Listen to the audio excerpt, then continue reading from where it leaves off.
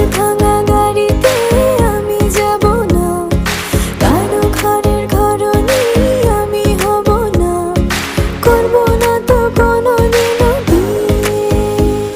আর যাব তোমায় শ্বশুর বাড়ি নিয়ে।